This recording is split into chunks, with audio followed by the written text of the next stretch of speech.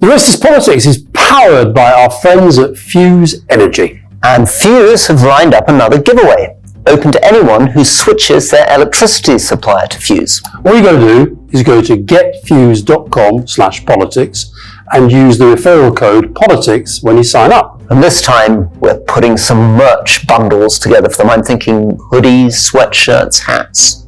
If you came to see us on tour, you might have seen some of it already.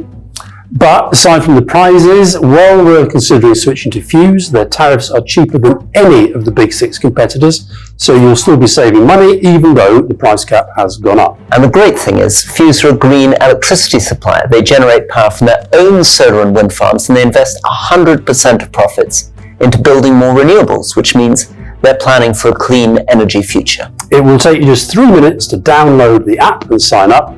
Fuse will also handle everything with your old supplier, so you won't have to lift a finger. So download the Fuse app now and use referral code POLITICS after signing up. Visit getfuse.com/politics for the terms and conditions and to learn more.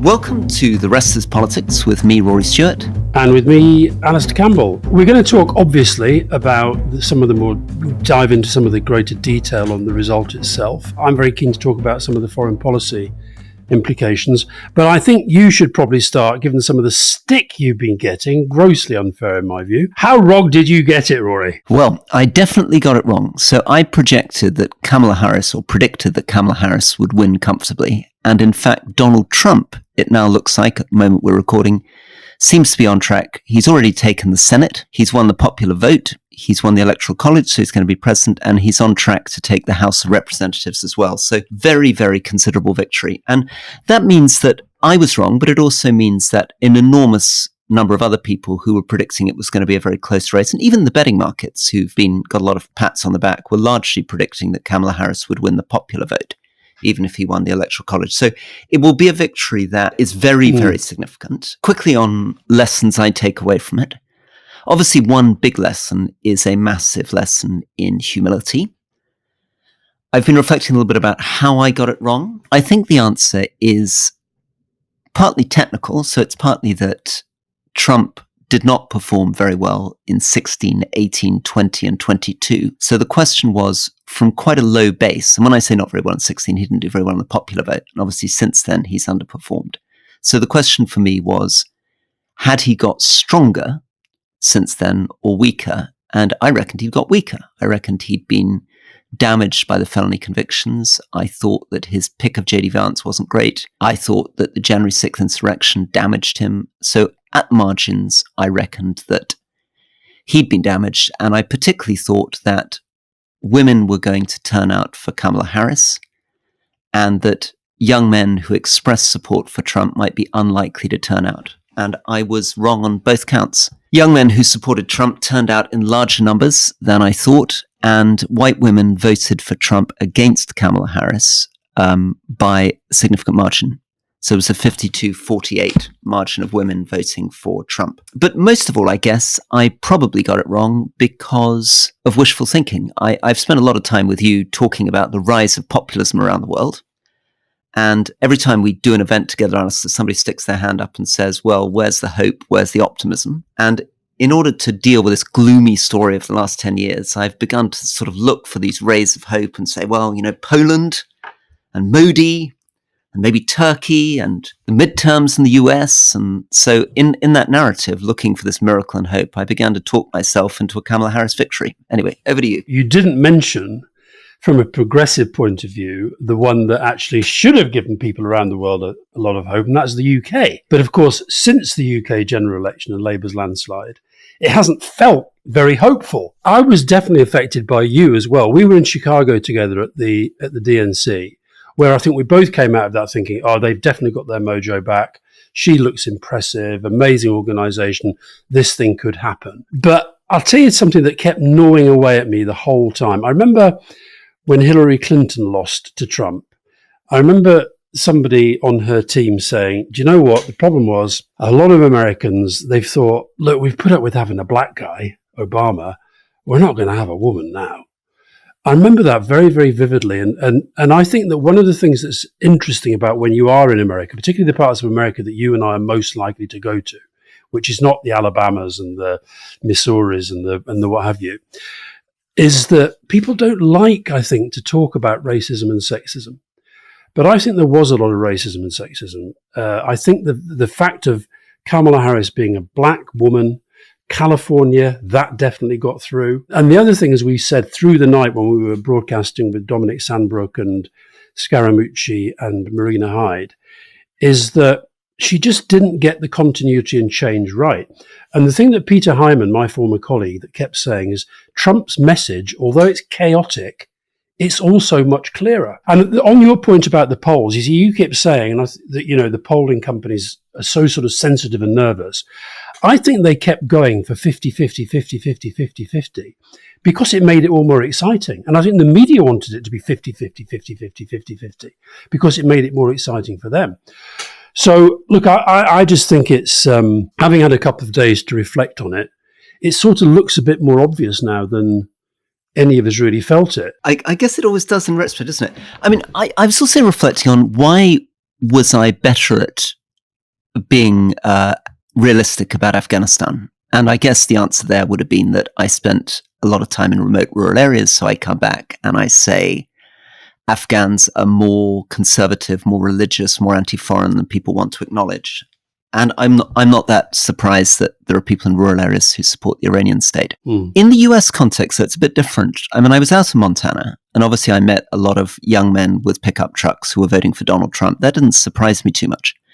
What I think has surprised me is the number of suburban middle-class white women who've decided to turn out for Trump. And getting to that, I suppose getting to the truth of exactly what happens with the Latina vote, a 1% shift in this demographic or that is quite tough across a country as big as the United States. We all like at the end of big moments like this to say, well, this was the reason and that was the reason. There are thousands of reasons. Millions of people have their own decisions. But I think when you really try to drill into it, we were sort of projecting Kamala Harris, and there was a lot of wishful thinking, both of us, I think, but we were projecting a sense of the Democratic Party that I think a lot of Americans had already rejected. So we were thinking that Trump was the big sort of bogey man. He was the hate figure. And because of the hate there was against him, that was going to see him not win. But actually, I think we underestimated how many people had already written off the Democrats. And not necessarily, by the way, because of the economy.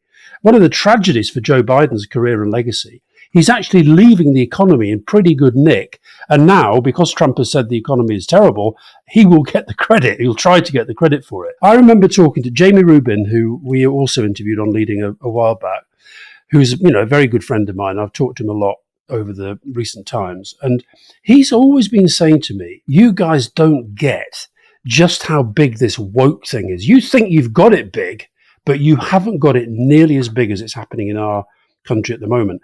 So when we talk about them putting, as Peter Hyman did, about $25 million in advertising on trans, Trump talking about kids going in for as boys in the morning and coming back as girls in the afternoon, the dressing room stuff, all that. I think we underestimated how much that was getting through to people. And finally, Roy, the point that Nigel Farage made to me, he was totally blunt about it when we spoke on whatever day it was, the other day, Wednesday. He said, look, you guys may not like it, but in a world of turmoil, young men want an alpha male leader. I mean, I've obviously got an amazing amount of delighted abuse on X from people who are triumphantly delighted that I made the wrong prediction. But when I look through the threads, the diversity that comes across the views is really interesting. So you've got people who are focusing on straightforward issues like cost of living. Then you have a lot of people who are saying to me, the reason we voted for Trump is because he was right to support anti-vaccination. So there's a lot of culture war stuff. So people calling me a misogynist, a pervert, a sexist. Oh, God. There's quite a lot of Gaza. You support ethnic cleansing and genocide because you support Kamala Harris. But then there's also the no war thing. There's no wars under Trump. Exactly. And then there's she-placated Islamists. There's that she supports neoliberal economics. You support slaughtering babies and children, child mutilation and sterilization. Quite a lot of jargon out there. I'm attacked for androphobia, Christophobia, and anti-white racism. Mm. And then you get some interesting things. I mean, predictably, quite a lot of people demanding to know why I think climate change is real. Quite a lot of people saying, obviously, he was going to win because the previous election was stolen. And that the fact that Trump has won now proves that he won in 2020. So this question of why people vote when it's a secret ballot and you've got tens of millions of people voting, as you say, is very, very individual and goes all the way from pretty straightforward, I think he's going to be good for my taxes, through to this very interesting question of RFK. And then the big one, I think, which was number one in a lot of the exit polls.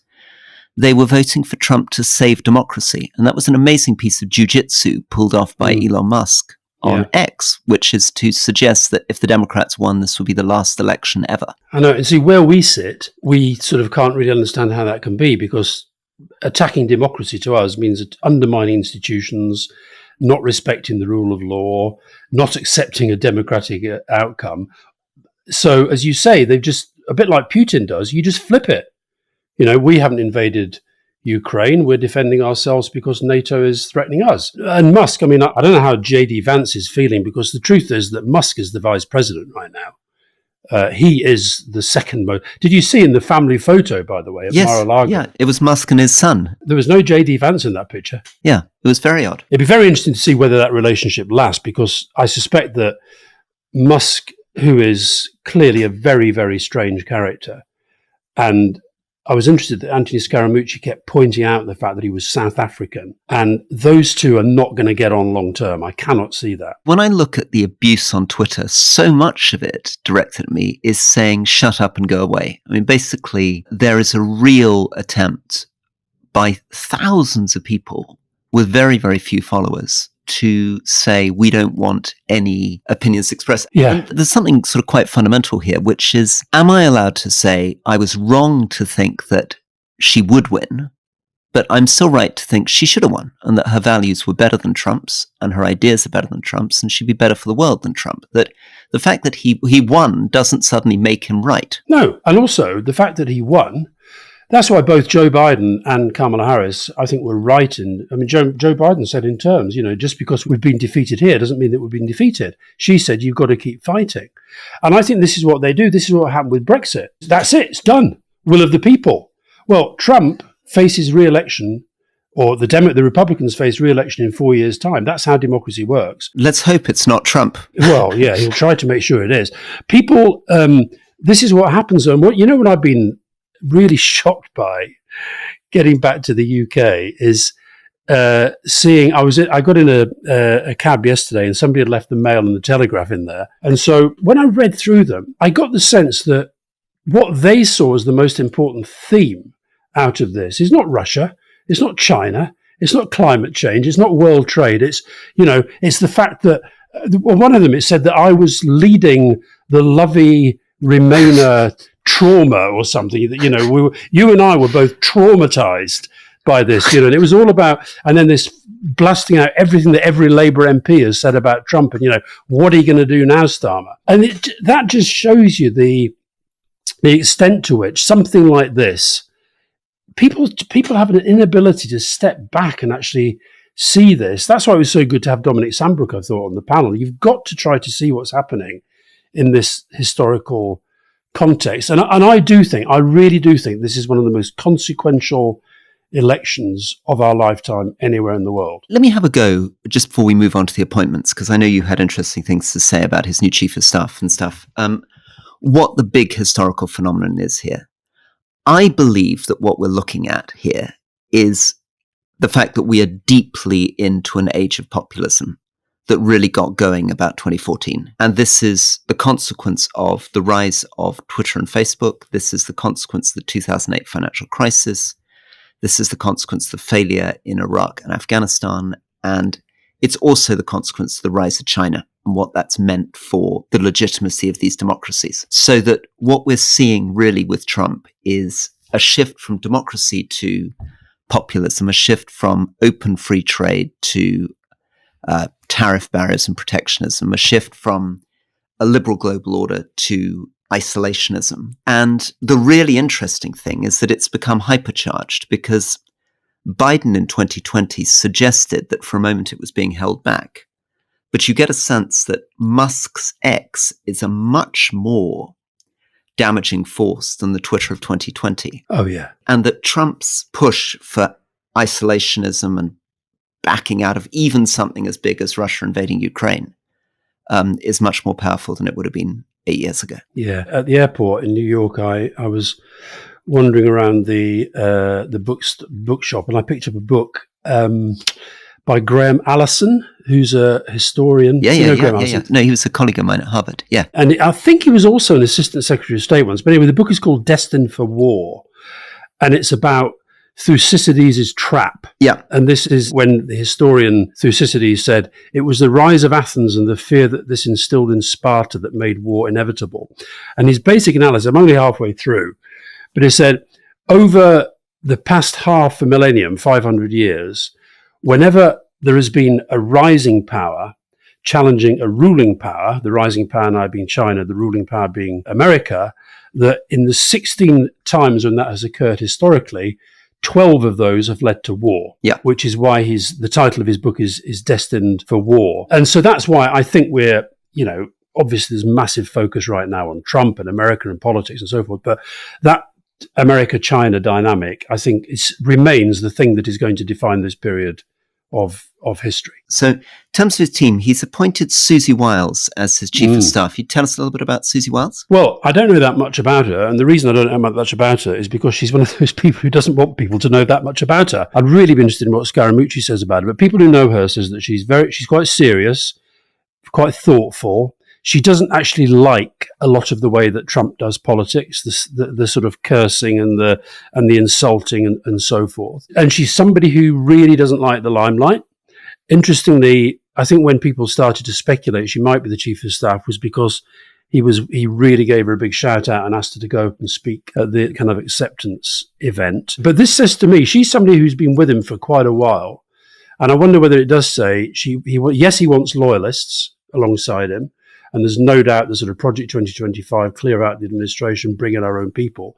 But it says to me he's looking for, maybe I'm wishful thinking here, that he wants serious people there alongside him as opposed to just his family. Just briefly on while we're on the subject of Chief of Staff, Rory, I think if people haven't heard this already, it's interesting. Jonathan Powell's just been appointed as Keir Starmer's National Security Advisor. Who was Tony Blair's chief of staff. Yeah, and in fact Tony Blair was the British government's first chief of staff in that role, and I think it's a good move for Keir Starmer. I wonder if he was waiting to see how the election panned out. Maybe he actually feels he needs somebody as serious and as kind of, experienced as Jonathan because it's Trump. Nobody's going to pretend that Jonathan Powell is some kind of trumper because he's not, but he's an incredibly serious, hardworking, disciplined foreign policy guy. So I think that's a really, really, really good move. Scaramucci said, and this has been confirmed in quite a few of the reporting in America, that he thought Marco Rubio was pretty nailed on for Secretary of State. I don't know if that's right or wrong. We've seen Trump say that he's looking to give RFK, Kennedy, a major role in public health.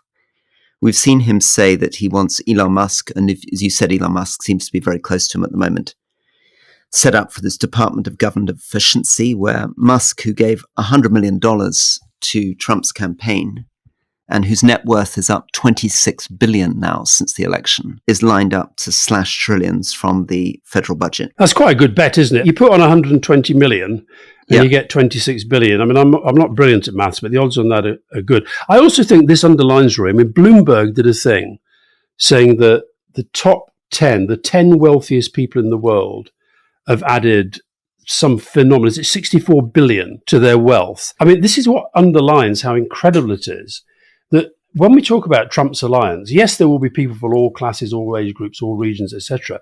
But he's managed to build an alliance of the rich and the poor, persuading the poor that he's there for them, when in fact it is the rich who are going to do best out of him. I mean, that means that Elon Musk made in a day, on the back of his guy winning, the sort of wealth that frankly would fuel quite a lot of national economies. Yeah, I mean, it's something like 10 times the size of the entire Afghan economy at the moment, maybe in a day. Yeah. Mike Pompeo, who was Trump's head of the CIA, has remained loyal to Trump and maybe in with a chance of being Secretary of Defense. Richard Grenell, who we've talked about a bit because he was Trump's envoy in the Balkans and has tended to be very pro-Serb and has been a big advocate for concessions to Putin in Ukraine. Looks like he may be in with a shot, possibly at the NSC, National Security Council. Tom Homan, who used to run immigration for Trump and was a great one for separating migrants, children away from migrants, probably coming back in. And Stephen Miller, who was at the heart of his communications machine and was a big person for the mass deportations, probably looks like he's going to come back in. And any other thoughts on team? I mean, let me just say, Stephen Miller, that gives me the heebie-jeebies. I mean, he was the guy who at that Madison Square Garden rally, who people were rightly drawing parallels with his communication, both the words and the techniques, with Goebbels. He literally had that phrase. Goebbels said, we'll build a Germany for the Germans. This is an America just for Americans. And you've seen the stuff out today. In fact, Anthony Scaramucci sent us a clip this morning of one of the key supporters saying that even the children born of people who were not Americans, that they should be considered to be part of this mass deportation. I don't know about the team. I think it'll be very, very... I think those names are fairly obvious ones. But I suspect he'll surprise us. I think Susie Wiles has surprised people. On the one hand, you think, she's so close to him during the campaign, she helped him in the campaign. But I think a lot of people were thinking she would then sort of, fade away. So that I think a couple of people I spoke to in the States last night said they were quite surprised by it. Because of what they know about her, because that is an absolutely pivotal position in the entire American constitutional and political process. And he's not somebody, as we know from the kind of Michael Wolff books and all that stuff, he's not somebody who sort of, immerses himself in the detail of all that stuff that has to go on between the White House and Congress. But what you said earlier, Rory, he's the president with a pretty significant win. Already got the Senate, looks like he's getting the House, and he's got 4 years to turn the Supreme Court even more in his direction. I mean, that is power on an extraordinary scale. That's what I find scary. Let's just have a quick trot around some of the big issues. I think, let's start with China. China-Taiwan, more or less likely? I would have thought China-Taiwan more likely. It's difficult to read the whole thing through, but the main thing which is protecting Taiwan is a Chinese perception of American deterrence, that America will ultimately send nuclear submarines and aircraft carriers to protect Taiwan, and that will make it much more difficult for China to take Taiwan. And I suspect that they will conclude that Trump will be very unwilling to risk American lives on aircraft carriers fighting for Taiwan. And I think will also be affected by the fact that if he follows through on his promise to solve Ukraine in 24 hours, and by solving Ukraine, he basically means conceding to Putin, both in terms of territory and in terms of ensuring that Ukraine, I guess, doesn't become closer to NATO or the EU and Putin has more control over Kiev, then I think it becomes more likely. What do you think? The thing that's most alarming about Trump, but also which he tries to turn to his advantage, is the unpredictability. He is not predictable. He will do things that will take people by surprise. Sometimes he won't even necessarily mean to do them. What's interesting about the fact that he's now got this second term is that we can look at what he did in the first term as a kind of indication of mindset and travel. So in the first term, the trade war, he put on tariffs of 25% on Chinese imports into the US. And during this campaign, he's been talking about tariffs as high as 60%. And that's at a time when China's economy is on the downturn. As you've said many, many times, slumping property prices, local government debt, youth unemployment is rocketing. And he's also talked, I didn't know this until somebody told me this night, apparently he said at one of his rallies that if they try to do Taiwan, he'll put tariffs on of 200%. Now, that, of course, as people try to explain during the election, the idea that that is only a punishment of China is wrong, that actually will lead to higher prices for Americans and others as well. So the word that people keep talking about in relation to him and China is transactional leader. So is he sort of saying, okay, you do Taiwan and you get higher tariffs? We'll have to wait and see. I just don't know. But I think if you're Taiwanese right now, you're probably a little bit worried. But equally, most of the commentary about Xi Jinping suggests he's not as happy as maybe some people think. That Putin, we know, is absolutely delirious that Trump has won, okay? But Xi Jinping, I think, is much, much more balanced. Yeah, one of the things that's going on in China at the moment is that Xi Jinping is pushing the narrative that the reason that China is in economic problems is because the US doesn't want China to rise. And so as the tariffs go up, he will be trying to blame the US more and more for China's economic problems, which, as you said, have a lot of different sources. They're not all about the US at all. But that means that for working class Chinese who can't pay for their housing, the many, many millions of tens of millions of people who haven't got jobs, he will be trying to direct their anger against the US. And there are two readings on what that means for whether that makes conflict with Taiwan more likely. Some people think that with economic problems at home, he's not going to want a foreign adventure. Other people think that with economic problems at home, he may be looking for a distraction, a kind of nationalist adventure in order to take people's mind off the economy. He's Xi Jinping.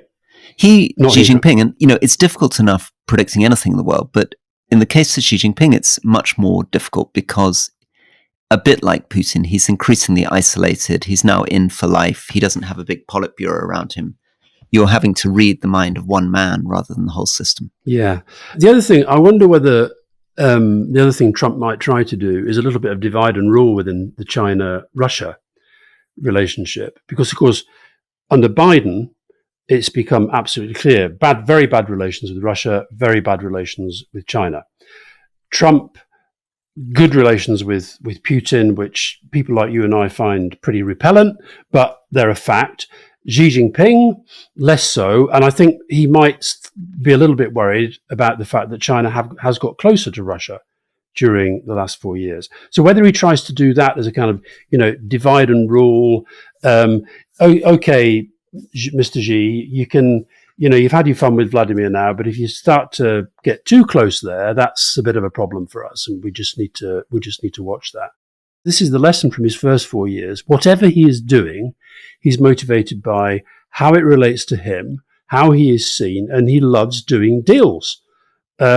So what are the deals? And that's why Zelensky is probably as worried as he is, that he will just try to do a deal that upends what Zelensky's been trying to do with Biden. Well, let's maybe move on to Ukraine. So Ukraine has been under a lot of pressure on the front line from Russia and received $50 billion or more of US support, which has been completely vital this year in order to protect it from mid-level air raids, in order to respond to Russian artillery.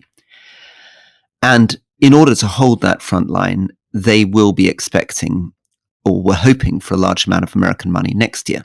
And that was dependent on Kamala Harris winning and the Democrats keeping the Senate. Yep. We can be pretty confident that whatever else Trump's doing, he's not writing a $50 billion check to support Ukraine next year. No. So Ukraine will be in very significant problem. And I guess the question for you is, am I right in being a bit doubtful that Europe will step up and fill the gap if America doesn't provide the money? Well, I thought that at yesterday's meeting of this new European organization, the EPC, that Macron established, and that, if you remember, Keir Starmer chaired early in his premiership.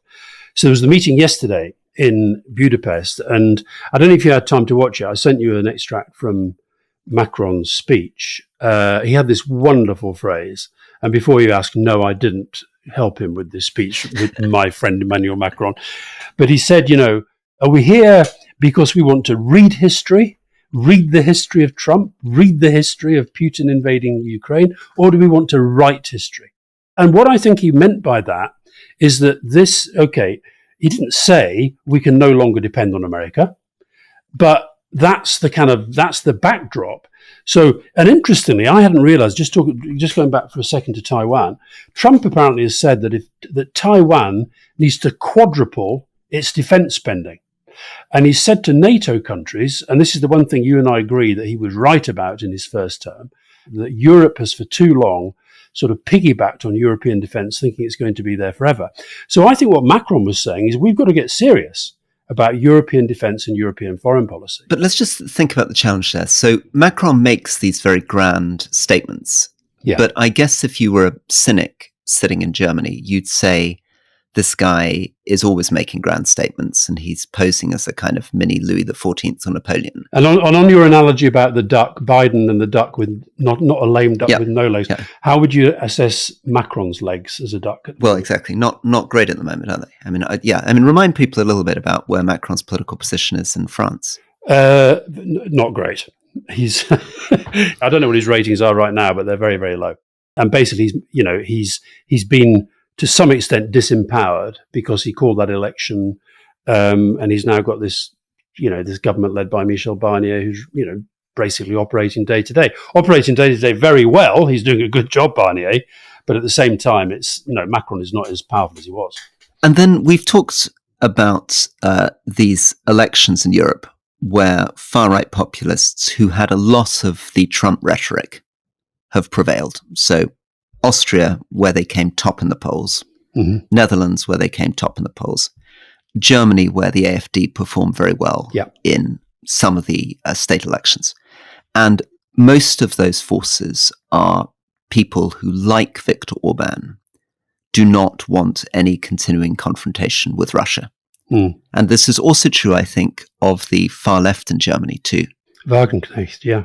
So then I guess the challenge for Europe is that all those politicians, the sort of centre ground politicians in somewhere like Germany, are going to be worried about the fact that a lot of their voters are defecting to parties that don't want any more support for Ukraine against Russia. Absolutely. So I don't quite get how Macron makes a coalition for Europe to really step up and fill the gap if Trump steps back. What I didn't see yesterday, because the camera was on Macron the whole time and the bits that I saw, I imagine that Orban would be sitting there, who was chairing the meeting, would be sitting there smirking.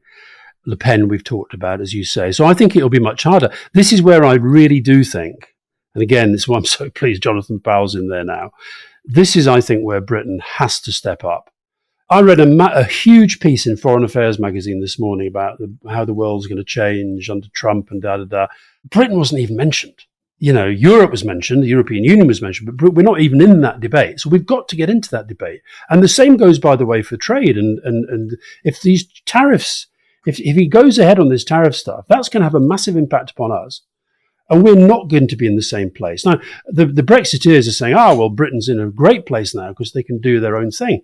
But what is doing their own thing in a context where he's operating with, USA, China, Europe as the sort of three big power blocks? I also think on Ukraine, some of the people that they're talking about in terms of who might be his advisors on Ukraine, they're basically pro-Putin. They're not just pro-Putin. I mean, I think it won't finish with Ukraine. No. Because once Trump has signaled strongly that he doesn't mind very much what Putin did, and remember, I think we see we're a bit like a frog in boiling water. We're sort of forgetting the fact that before 2014, it would be completely unimaginable since the Second World War for someone to try to invade and occupy a neighboring country. Basically, since the Second World War, these borders have been respected. Once it becomes okay and normalized for Putin to do that in Ukraine, then I think the chances go up very, very strongly of things going wrong with Serbia in Republika Srpska and Kosovo. And Richard Grenell, who is Trump's super envoy, has made public statements very, very supportive of a Serb nationalist position. I think we can expect Azerbaijan to start flexing its muscles in what it calls West Azerbaijan, which is part of Armenia. I think we can start worrying about Moldova, and the Baltics countries are not at all complacent about this. I mean, we feel... Well, they are increasing defence spending big time. Yeah, I mean, if we got on somebody from Poland or Estonia or Latvia or Lithuania, they would say letting Putin control Ukraine is not the end of it. It's just the beginning. Well, the other point that he is likely to make in relation to any deal that he tries to do between Russia and Ukraine is for it to be accepted that Ukraine will never become a member of NATO. I mean, all these pro-Putin people around, foreign policy people around Trump have been pretty clear about that. So if he gets that sort of sense of neutrality imposed on Ukraine, that, as you say, that's going to send a pretty shocking signal right around the place. And will also mean that the other things that Putin wants logically follow. So Putin also wants to make sure that Georgia and Moldova don't become part of the European Union. I mean, they're theoretically on their path to joining, and he will say, no, these are former Soviet states. Yeah. They're within my sphere of influence. They can't have anything to do with them. So let's just sort of, to continue to develop this one more stage, Israel is very interesting. People will remember that Trump brought together the Abraham Accords, which led to UAE and Sudan providing recognition for Israel in return for what was supposed to be concessions for Israel towards a path towards a very limited version of a two-state solution. And Trump's messaging around all of this is very confusing. On the one hand, he was a big supporter of moving the US embassy to Jerusalem.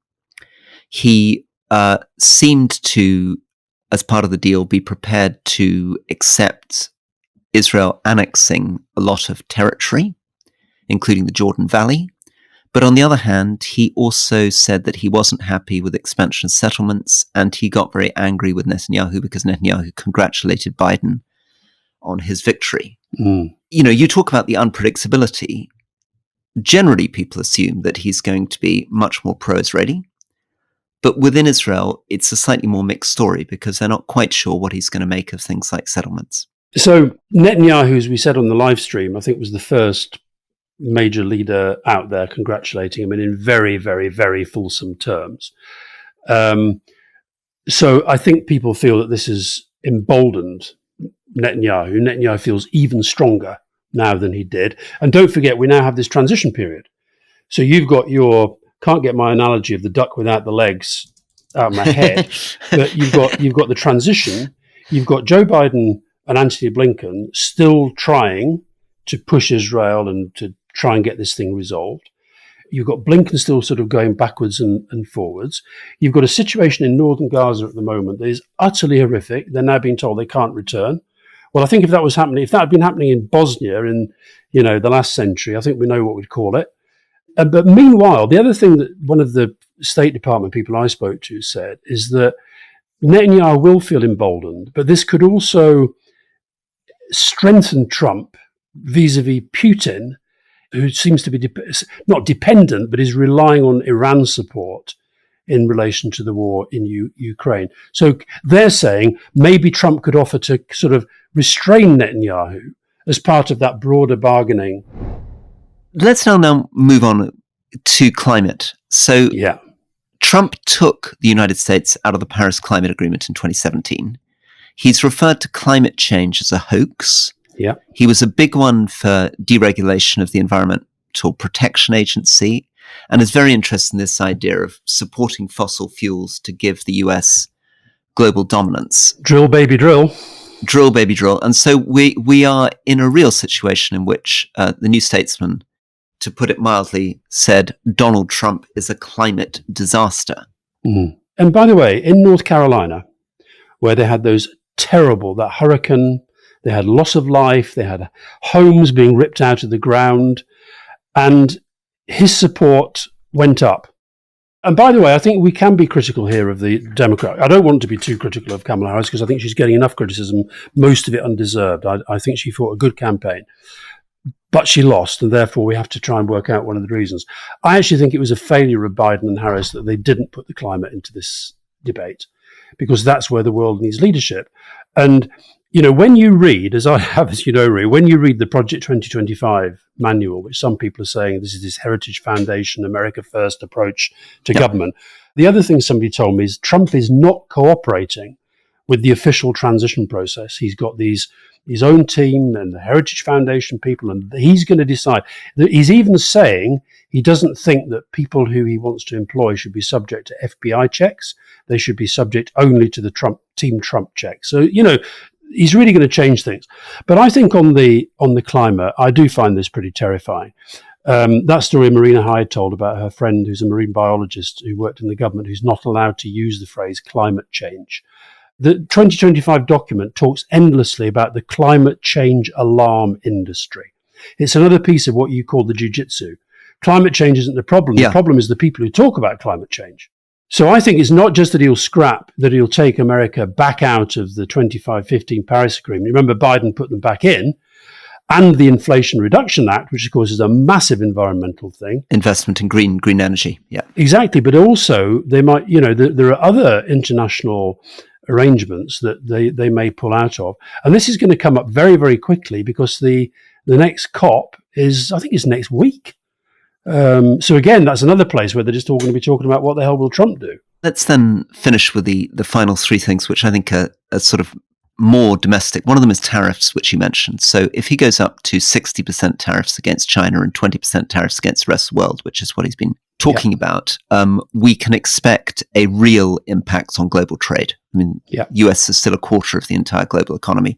Big problem for someone like Britain, which of course has left the European single market and customs union, hoping that it's going to find all these opportunities with China and the US and others. And of course, what we know about this sort of move is that it sparks trade wars. Yeah.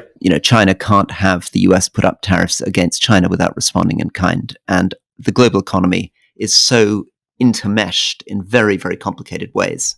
Yeah. This will also have a big effect on climate transition because there are 110% tariffs on Chinese electric vehicles now in the US. So if you buy an electric vehicle for $45,000, got to sell it in the US for more than $100,000. Then second thing that he's talked a lot about is mass deportations. So the idea of deporting 11 million illegal immigrants. And he will do something on that. Whether he's going to do 11 million remains to be seen, but he's definitely going to do something very dramatic early on in order to demonstrate that he's serious about that. And we can expect some pretty violent imagery as SWAT teams go in to get people out of the country. What was the number that Anthony Scaramucci said? He talked about 88 billion? Yeah, but Trump's also on record saying he doesn't care about the money. It's not a question of money. When people challenge him about the 88 billion, he says, fine, no problem. I wonder whether this will go into the wall never got built. He won on billion. Hillary Clinton never got locked up. Will there be stuff like this? Yeah, well, this is the question, isn't it? And, he's also a lot of pressure from Marjorie Taylor Greene and others to pardon the January 6th rioters, and he's on the record saying some of the people put in jail shouldn't be put in jail. Well, that's the end of the rule of law. That's the end of the rule of law. Yeah, and I think my instinct is that he will be tougher this time. I mean, having watched what happens when people are out of government and come back into government, they usually, in their years out of government, become tougher and more determined. Trump felt that last time he was in, that the civil service were trying to block everything he wanted to do. Famously, he would say, I want troops out of Syria, and a year later there'd still be troops in Syria, and he was sending out angry tweets. And that Wolf book that you quoted at the beginning of our podcast is basically a detailed description of how the civil service tried to stop him again and again. Yeah. I think he will come out of that experience now very, very determined that he's going to drive stuff through and that this is going to be his big legacy. So I'm expecting a more radical version of Trump, not a softer version of Trump. Now, one other area of foreign policy, Rory, how many times in his first term do you think that Donald Trump visited Africa, the Caribbean, and Oceania? Ooh, go on then. Go on. What's the answer? 0. It's pretty amazing, isn't it? Pretty amazing. So Africa, 40% of the global population will be in Africa by the end of the century. 1 in 10 children will be born in Nigeria by 2050, and he's not visiting. And also he travelled. When he was president, he travelled less than any American president since the advent of the Boeing 747. Amazing. You're going to say, when he says America first, he means America first. Yeah. And that's what we've all got to wake up to. A real wake-up call on America, because as I think we've said ad nauseam, voting for him once in 2016 when he was untried is one thing, and he didn't win the popular vote. To vote for him a second time and deliver him this enormous mandate with the Senate, with the popular vote, probably with the House of Representatives, despite January the 6th, despite the felony convictions, despite all the stuff we know about him, really suggests that a particular vision of liberalism, democracy, is in trouble. And if we add to that all these trends that you've been picking up in Europe, the trends we're seeing in Latin America on populism, the trends we're seeing in India, the trends we're seeing in Turkey, this is about, without being too gloomy about it, about the worst case scenario one can imagine for this year. When we were doing the live stream with Marina Hyde and we read out Keir Starmer's comment on when when it was known that Trump was going to be president again. And I said, I'm always fascinated by these simple acts of diplomacy. The truth is, Trump probably will read maybe 5 or 6 of these statements that get put up by world leaders, but every single leader in the world pretty much has put one out. I read a piece this morning about all the African leaders and what they've been putting out. And where there's a sort of, right, there's one guy who, for example, who's currently under sanctions, and his response was, well, at least the sanctions are going to come off now Trump's in charge. So there's the personal stuff like that. But there was, just to give you an example of how this sort of, this change will affect the diplomacy of virtually every country in the world. Kevin Rudd, former Australian Prime Minister, who's now the ambassador to Washington. This was my favourite statement of the lot. In his previous role as the head of an independent American-based think tank, Mr. Rudd was a regular commentator on American politics. Out of respect for the office of President of the United States and following the election of President Trump, Ambassador Rudd has now removed these past commentaries from his personal website and all social media challenges. This has been done to eliminate the possibility of such comments being misconstrued as reflecting his position as ambassador and, by extension, the views of the Australian government. Ambassador Rudd looks forward to working with President Trump and his team to strengthen the US-Australia alliance. Meanwhile, Dutton, who you got to see a bit when you were in Australia, the opposition leader, he's basically out saying Rudd's got to come home kind of thing. So, Trump has changed. Every government in the world, I'm afraid, right now is having to analyse and assess and answer the question, what does this mean for us? That's why I say this is a really, really consequential election. The one phone call I'd love to have been on this week that took place was the one between J.D. Vance and Angela Rayner. I would have enjoyed that. I really would. That would have been an amazing thing. Well, let's just finish then by saying we're not giving up, that optimism and hope still matters, that it's humans that created I thought you were going to say we're not going back. Well, look, humans created this mess we're in, and humans can get us out of this mess. Yeah, I agree with that.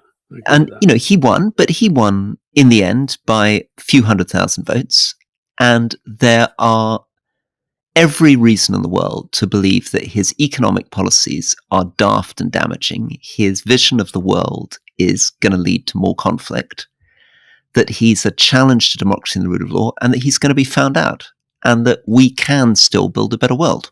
Well, Rory, that was the kind of optimism and the kind of hope that led you to say Kamala Harris is nailed on. She's going to walk it in the Electoral College. So anyway, listen, I agree with you. There's no point. I think so many people, since I got back to London, I've met so many people. It's like, it really is like when you meet people who've had a death in the family.